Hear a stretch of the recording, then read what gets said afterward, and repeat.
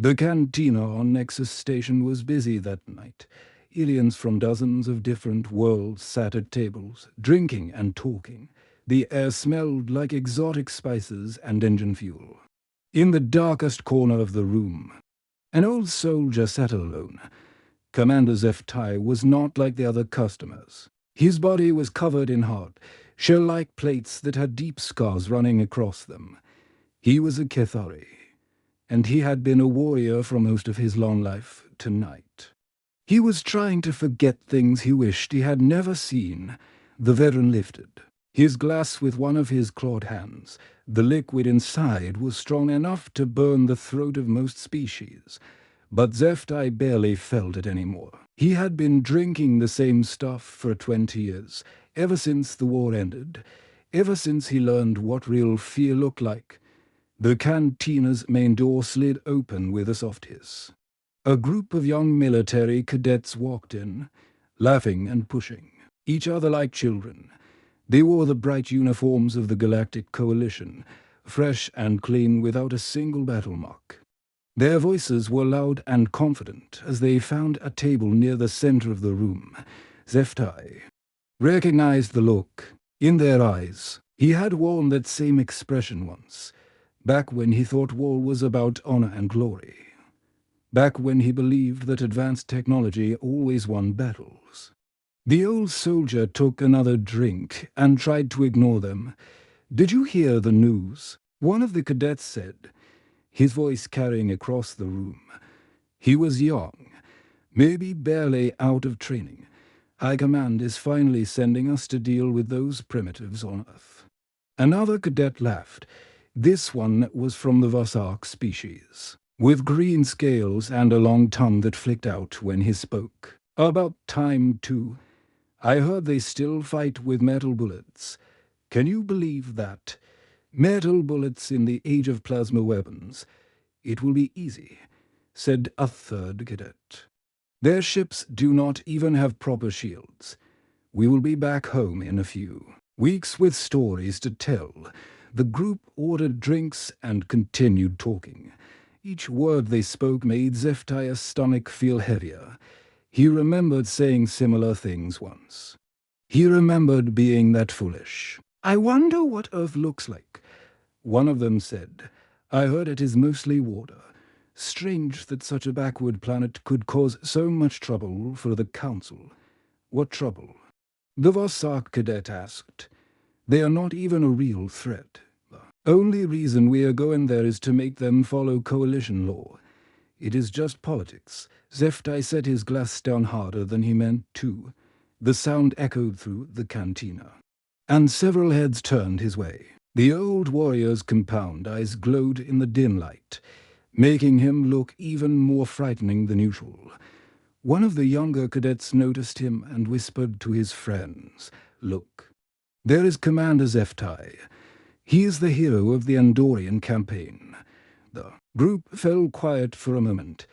Then one of them stood up. He was barely old enough to wear the uniform, with the kind of confidence that only came from never seeing real combat. "Commander Zeftai." The young soldier called out, "Sir, we would be honored if you would join us. We are about to deploy to Earth, and we would love to hear some of your war stories." The veteran looked at them for a long moment. Their faces were bright with excitement and curiosity. They saw him as a hero, someone who could tell them tales of glorious victories and easy conquests.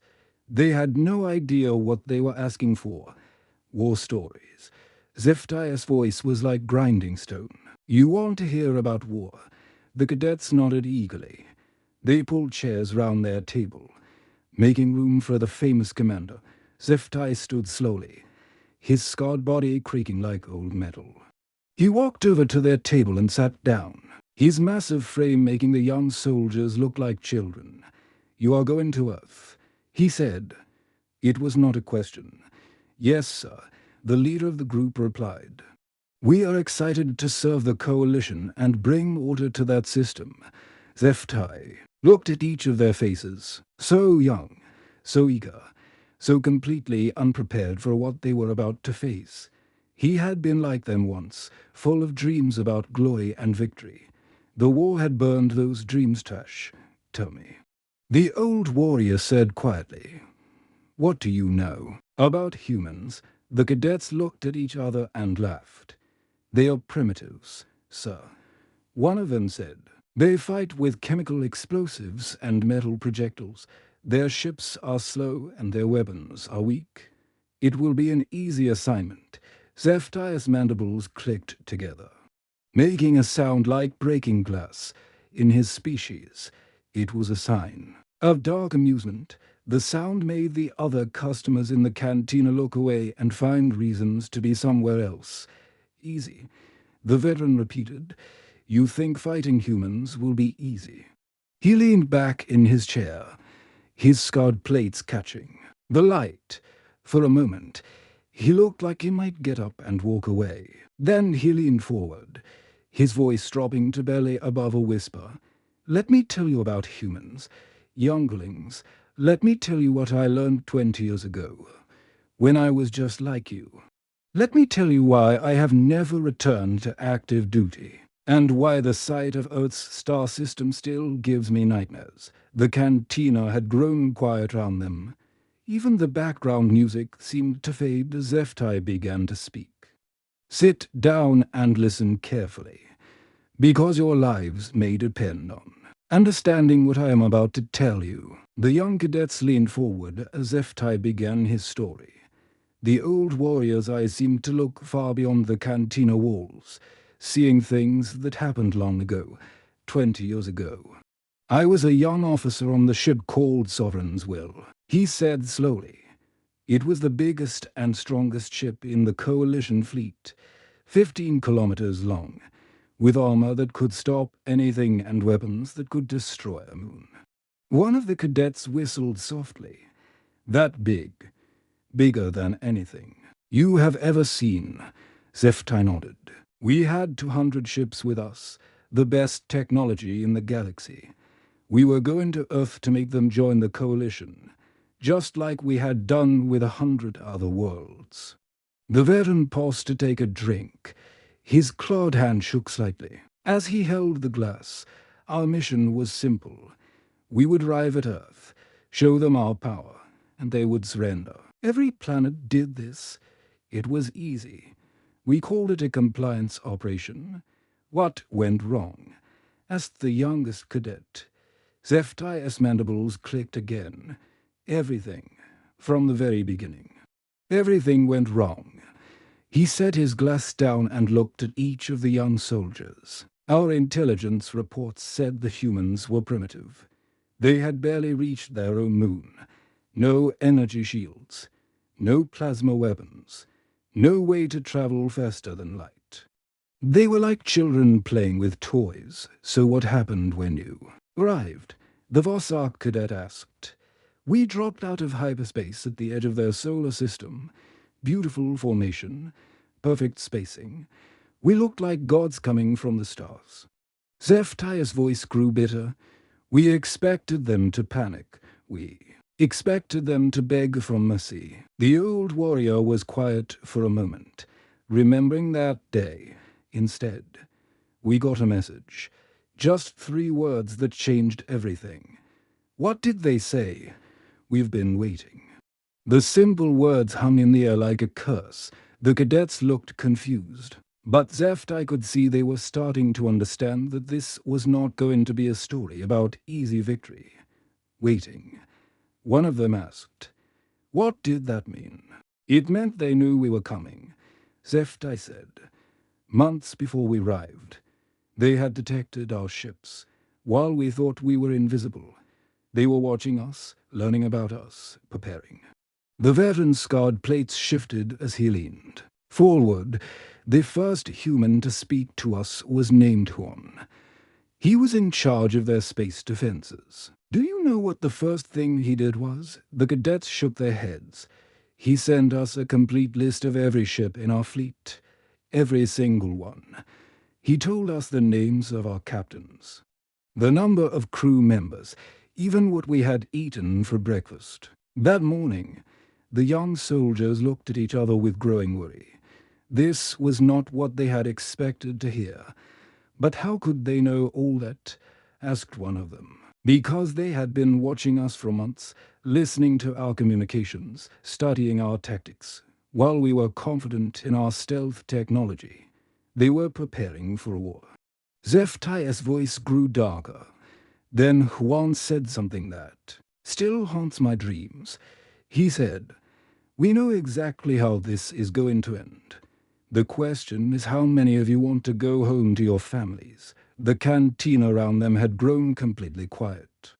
Other customers had stopped their conversations to listen to the old warrior's story. "We laughed at first," Zephtai continued. "Our admiral sent a message back, telling them to surrender or face destruction. We gave them 1 hour to decide. What did they do? They opened fire." The simple statement hit the cadets like a physical blow. They had expected the humans to be afraid, to try to negotiate or run away. Their weapons were just metal bullets, like you said. But those bullets were moving faster than anything we had ever seen. They hit our shields with perfect accuracy, at exactly the right angle to cause maximum damage. Zephtiah's compound eyes reflected the cantina's dim light. We lost 3 ships in the first 30 seconds. 3 ships gone. Just like that, one of the cadets found his voice. But your shields, your armor, meant nothing. Every shot they fired hit exactly where it would do the most damage. They knew our weak points better than we did. The veteran's voice was barely above a whisper. A human woman named Yuna was coordinating their attack. She was calling out target priorities, shield frequencies, structural weak points. It was like she had the blueprints to every ship in our fleet. The old warrior paused again. Lost in the terrible memory. That was when we realized we were not fighting primitives. We were fighting something much more dangerous. What do you mean? We were fighting a species that had spent thousands of years learning how to kill each other. They had turned war into an art form. Every battle they had ever fought, every weapon they had ever built, every tactic they had ever used, it was all designed for one purpose. Zephtai looked directly at each of the young cadets. To kill efficiently, to win at any cost, to never, ever give up. The silence in the cantina was complete now. Even the background music had stopped. And that was just the beginning, the veteran said quietly. That was the easy part. Zephtai stared into his empty glass for a long moment before continuing. The young cadets waited in silence, their earlier excitement completely gone. The old warrior's next words came out like a confession. "You want to know what real horror looks like?" he asked quietly. "It is not watching your ship explode or seeing your friends die in battle. Real horror is understanding that your enemy sees death differently than you do." The veteran signaled for another drink. His clawed hand was shaking more now, and the cadets could see that telling this story was causing him pain. 3 months into the war, we thought we were winning. We had destroyed many of their ships and captured some of their cities. Our commanders were happy. They said the humans would surrender soon. Zephtiah's mandibles clicked softly. Then we intercepted their communications. A human woman named Yuna was in charge of moving civilians away from the fighting. But she was not hiding them. What was she doing? Asked one of the cadets. She was broadcasting their locations openly. On every frequency we could monitor. The old warrior's voice grew heavy. She was telling us exactly where their families were, their children. Their elderly, all of them. The cadets looked confused. Why would they do that? Because they wanted us to attack those places. They were daring us to kill their innocent people. Zephtiah's compound eyes reflected something that might have been tears. They knew that if we did, every human in the galaxy would fight us until they died. The young soldier sat in stunned silence. This was not how war was supposed to work. In civilized conflicts, you protected civilians. You kept them safe. But that is suicide, whispered the youngest cadet.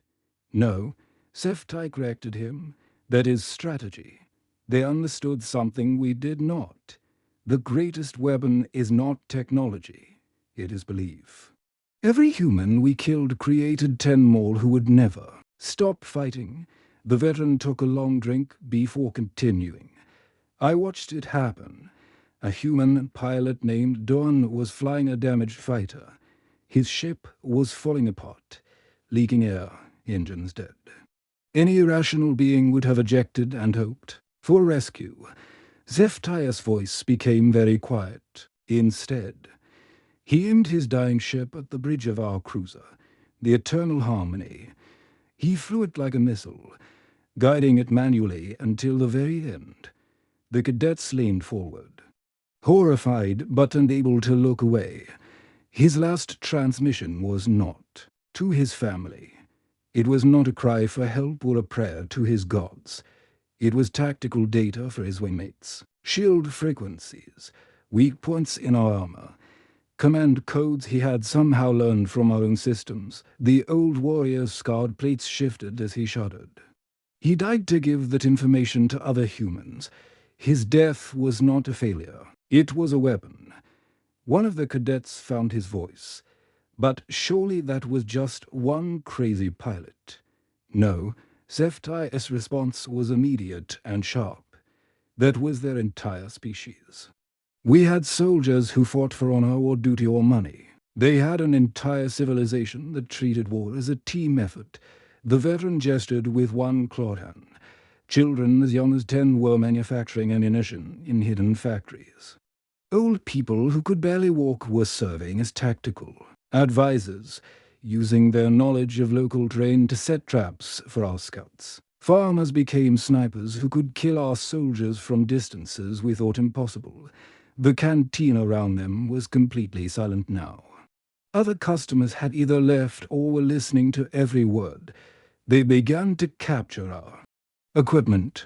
Zephtai continued, but not to use it, to study it. A human engineer named Jesu took apart one of our plasma rifles in just 3 days. 3 days. The Vasark cadet's tongue flicked out nervously. That should be impossible. Nothing is impossible for humans when they decide they need to do it. The veteran's laugh was bitter. But here's the truly terrifying part. Jesu did not rebuild the weapon. She did not try to copy our technology. Zephtai leaned forward, his voice dropping to barely above a whisper. She found its weaknesses. Within a week, the humans were deploying weapons that turned our own plasma rifles into useless metal. They created electromagnetic pulses that made our advanced technology work against us. The old warrior fell silent for a moment, lost in the memory. That was when I understood what we were really fighting. We thought we were conquering a primitive world. Instead, we had awakened something that had spent its entire existence learning how to destroy things. "What do you mean?" asked one of the cadets. Humans have been at war with each other for their entire history. Every generation has fought someone. Every culture has developed new ways to kill their enemies. When we arrived, we were not facing one army or one nation. Zephtiah's compound, eyes fixed on each of the young soldiers in turn. We were facing thousands of years of accumulated knowledge about warfare, every trick, every tactic, every dirty method of fighting that had ever been invented. All of it focused on us, the veterans. Voice became even quieter, and they were just getting started. What I have told you so far, that was them being gentle with us, that was them holding back. The silence that followed was complete and terrible. The young cadets sat frozen, their minds trying to process what they had heard, holding back. One of them finally whispered. Zephtai nodded slowly. They were still hoping for peace then. Still trying to find a way to end the war without destroying everything. He looked at each of their faces one more time. Let me tell you what happened when they stopped hoping. Zeftai ordered another drink before continuing his story. The young cadets watched as his scarred hands trembled slightly. Whatever he was about to tell them was clearly the worst part of his memories, the siege of Luna. Colony, he began slowly, lasted 8 months. 8 months of hell that I will never forget. The old warrior stared at the table as he spoke. Luna was their moon base. Only about 3,000 humans lived there. Mostly miners and engineers. We surrounded it with 50 of our best warships. Enough firepower to turn the entire moon into dust. One of the cadets shifted uncomfortably. 50 ships against 3,000 people. That seems like too much. We thought so too, at first. Zephdiah's mandibles clicked softly. Our admiral gave them a simple choice: surrender in 24 hours, or we would destroy everything. The veteran took a long drink before continuing. The human in charge of the colony was named Kyung. He sent us a message that I can still remember word for word. Zephdiah's voice changed, becoming harder and colder. He said, "We have counted your ships and calculated your firepower. We know exactly how long we can hold out. The question is how many of you are willing to die to dig us out of here." The cadets looked at each other with growing unease. They were starting to understand that this story would not have a happy ending. We attacked the next day. Zephtai continued. Our plasma cannons could have melted the surface of the moon in minutes. But the humans had been busy during those 24 hours. The old warrior's compound eyes reflected the cantina's dim light. They had turned the entire colony into a maze of death traps. Every tunnel was filled with explosives. Every room could become a killing field in seconds. Every corridor had hidden weapons that fired those metal bullets with perfect accuracy. Zephtai paused, his voice becoming quieter. It took us 3 weeks just to reach the outer levels of the colony. We lost more soldiers in those 3 weeks than we had lost in the previous year of fighting.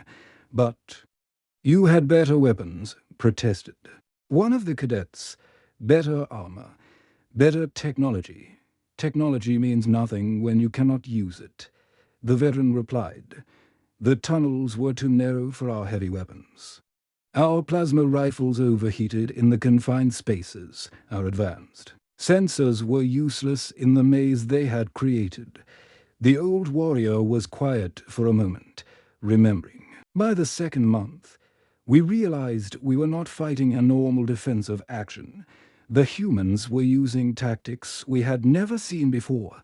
What kind of tactics?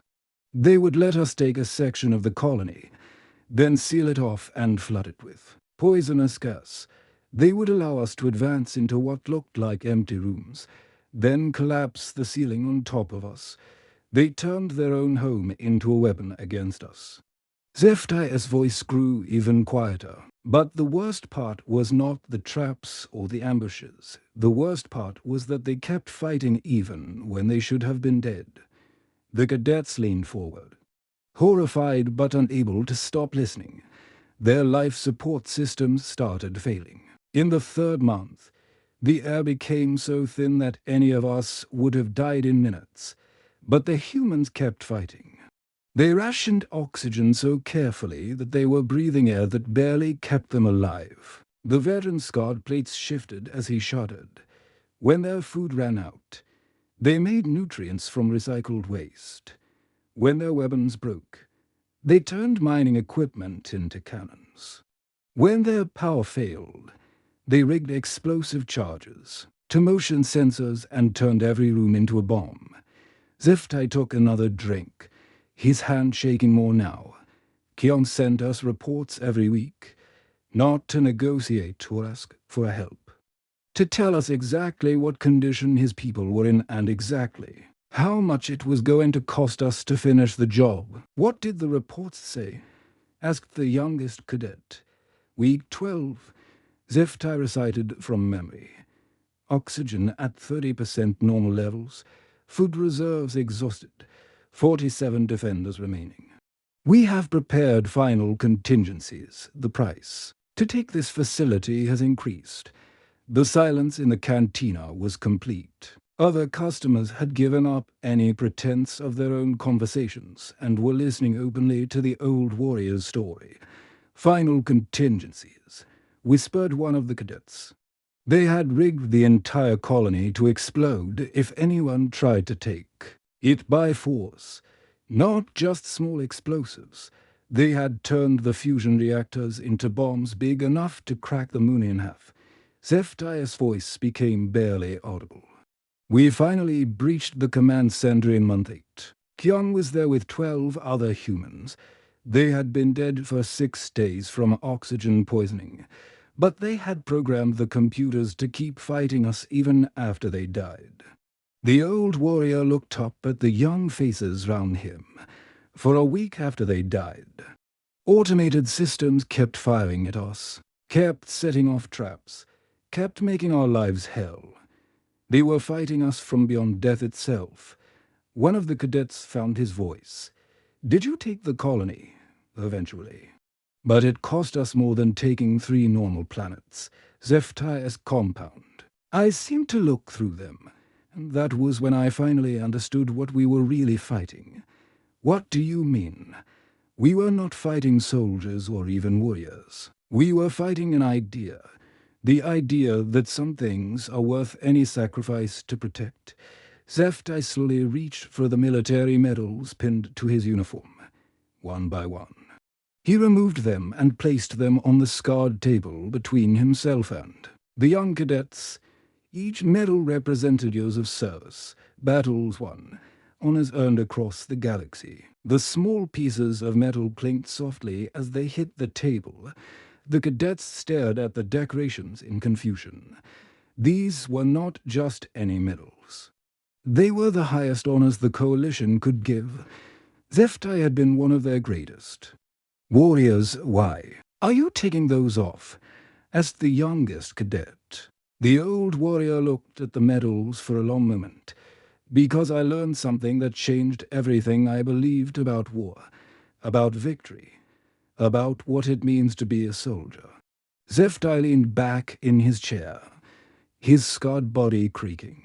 Like old metal, the war did not end because we defeated the humans. It ended because we realized that winning would destroy us. One of the cadets shook his head. "I don't understand. You had 1,000 worlds, billions of soldiers. How could they threaten the entire coalition?"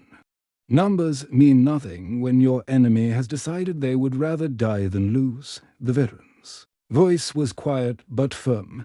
"Every battle we won cost us more than the humans. Every city we captured was paid for with blood that we could not afford to lose." Zephaniah picked up one of his medals and 2. Renered it over in his clawed hand. By the 2nd year of the war, our own people were starting to question why we were fighting. Families were losing sons and daughters for a war that seemed to have no end. The old warrior set the medal back down, but the humans never questioned it. Every loss made them more determined. Every defeat made them more dangerous. They had decided what they were willing to sacrifice, and the answer was everything. The cantina around them was completely silent now. Even the background music had stopped, and the only sound was Zephaniah's voice. A human scientist named Hygen changed everything in the final year of the war. She was working on adapting our faster-than-light technology to their ships. The cadets looked at each other nervously. They all knew how dangerous it would be if humans could travel between stars quickly. In 6 months, she had not only figured out our technology, she had improved it. Her ships could travel faster than ours, could carry bigger weapons, could reach any world in coalition space. Zephaniah's compound eyes reflected something that might have been fear. That was when our leaders realized we were not just fighting for one planet anymore. We were fighting for the survival of galactic civilization itself. The veteran was quiet for a moment, lost in the terrible memory. The peace negotiations began immediately. Not because we respected the humans or thought they deserved to be free. Because we were afraid of what they might become if we pushed them too far. Afraid. The Vossark cadet's tongue flicked out nervously. The coalition afraid of one primitive planet. Primitive. Zeftai Eslaf was bitter and cold. By the end of the war, they had technology that made us look like children's toys. They had tactics that turned our own strengths against us. They had a unity of purpose that we could never match. The old warrior leaned forward, his voice dropping to barely above a whisper. But most terrifying of all, they had shown us what they were capable of when they felt threatened. And we realized that we had only seen the beginning. Zeftai gestured toward the viewports showing the distant stars, somewhere out there, in a small yellow star system. Live beings who have spent their entire existence learning how to survive impossible odds, who see death not as something to fear, but as another tool to be used when necessary. The veteran scout plates shifted as he shuddered. The peace treaty was not signed out of friendship or respect. It was signed out of pure terror. Terror of what humanity might do if we ever threatened them again. One of the cadets found his voice. But why are you telling us this? Why are you trying to scare us? Zeftai looked at each of their young faces in turn. Because you are about to be sent to Earth. You are going there with the same confidence I once had. The same certainty that your technology and training will be enough. The old warrior stood slowly, his massive frame casting long shadows in the amber light. I am telling you this because I do not want you to make the same mistakes I did. I do not want you to learn these lessons the hard way. What should we do? Whispered the youngest cadet. Remember that the humans chose peace over vengeance when they could have destroyed us all. Honor that choice, respect it, and pray that you never give them a reason to change their minds. Zeftai turned toward the cantina's exit, then stopped, and looked back one final time. The most dangerous enemy is not the one with the best weapons or the strongest armor. It is the one who knows exactly what they are willing to lose, and what they will never surrender. The old warrior walked away, leaving his medals on the table like a memorial to innocence lost. The young cadets sat in stunned silence, staring at the decorations of a hero who had learned that some victories cost more than defeat. Outside the cantina's windows, the stars of Earth's system twinkled peacefully in the distance, giving no hint of the sleeping giant that waited among them. And in the quiet of space, humanity continued its patient watch, hoping that peace would last, but ready for the moment it might not.